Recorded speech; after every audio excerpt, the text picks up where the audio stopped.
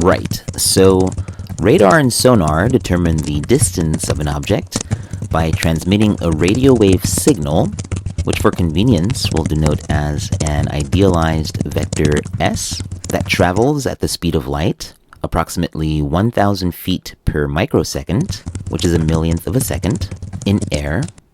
Now typically the speed of light is given in meters per second, which comes out to circa 300 million meters per second. But for arithmetic ease, we'll convert to feet per microseconds so that we're initially just dealing with multiples of 10.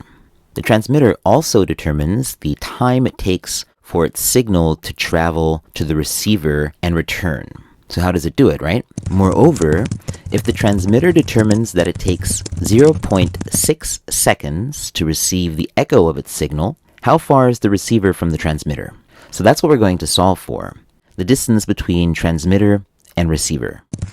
So suppose we let t denote the time that it takes the signal to reach the receiver, then t sub 1 denotes the time that it takes the signal to complete the round trip. Let's set up a reference table for what we know and what we're looking for.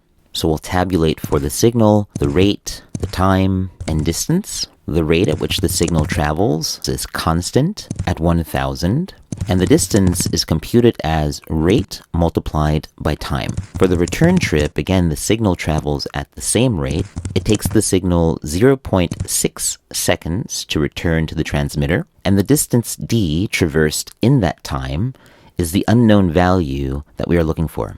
Right. So to work this out, we need to do a couple of conversions. We know that 0.6 seconds may be expressed as a fraction, namely 1/6 of a second. And as mentioned above, 1 microsecond is equal to 1 millionth of a second. Now, with those two rewrites, we can ask the most essential question, which is how many microseconds divide into 1/6 of a second?